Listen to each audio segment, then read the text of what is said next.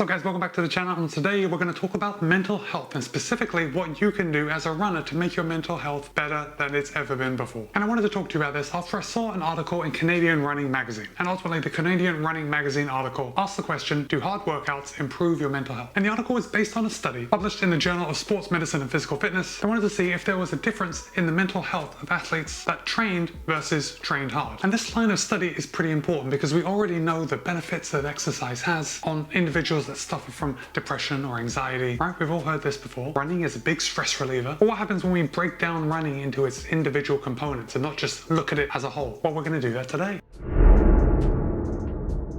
So the study had a relatively small sample size. It used 22 women and 26 men. And the researchers gathered all their information about the participants, and they wanted to compare their physical activity levels and their levels of cardiorespiratory fitness with the scores of two mental health questionnaires. We used the profile of mood states and the perceived stress scale. Oh, and the cardiorespiratory fitness metric was measured using the participants' VO2 max. And this is where the good news comes in, because the good news is going to benefit you mentally and it's going to benefit your race times. Because it was found that the cardiorespiratory fitness levels, or VO2 max, had a greater positive impact on the mental well-being of the participants than their actual level of physical activity. Alright, so let me put it another way. If you were to compare person A and person B by their physical activity, and we know that person A went out and they walked for 10 hours a day, all they did was walk, walk, walk. They got thousands and thousands and tens of thousands of steps. Whereas person B was a little more focused. They went out and they had a focused training program and they did a nice blend of faster workouts. Perhaps they didn't do it every day, but they focused more on developing the higher end. So hopefully you and I are going to fall more into person B than person A, because person A has a much higher activity level, but person B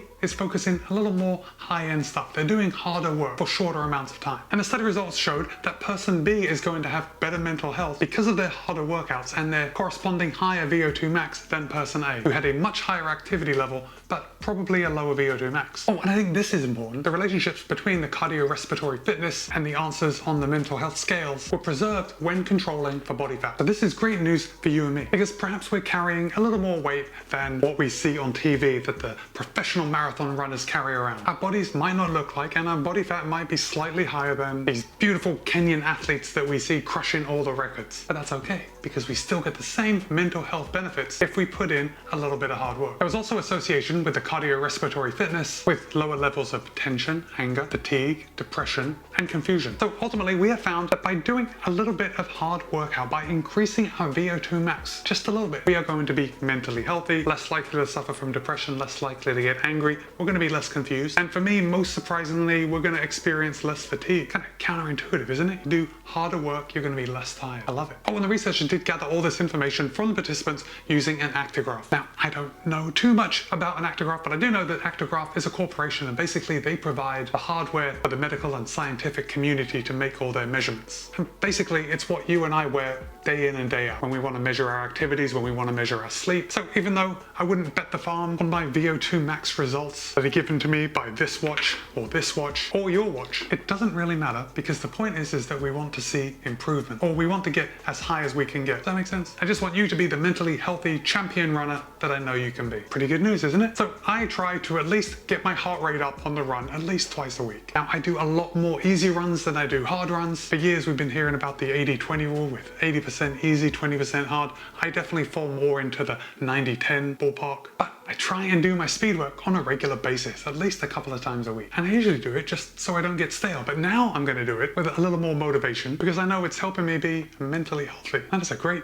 2-for-1 benefit. Okay, so before we get into my week of training, I want to know from you, how often do you do any kind of speed work, hard work, anything that is harder than easy? Let me know in the comments. I guess also I want to know, do you do this hard work? Do you do a little bit of speed work even when you're not training for a specific race? Because I do. I will still pick up the pace at least a couple of times a week when I'm not training for anything. Now those sessions are going to be a lot shorter, but I still do them. So with that, I had a pretty good week of running. Started off on Monday with 7.3 miles, very easy, like my weeks usually start off, followed by Tuesday, which is usually a workout day. Some weeks I'm more motivated than others, and this week I knocked out a total of 8.1 miles with a 2-mile warm-up, 10 400-meter repeats with 400 meters recovery in between, and then I cooled down for 1.1 miles. Wednesday was another cruisy, easy day, 9.1 miles. And then Thursday was another workout day. I did 11.1 miles total, warmed up for 2 miles, a 7-mile tempo block in the middle, and then I cooled down for 2.1 miles. And then Friday was my day off this week. All I did was ride my bike, did a little strength work, but no running. Saturday was my long run this week. I knocked out 13.2 miles, and although it isn't as long as some of my previous other longer runs, that was absolutely the longest run I could squeeze in this week just because of my work schedule.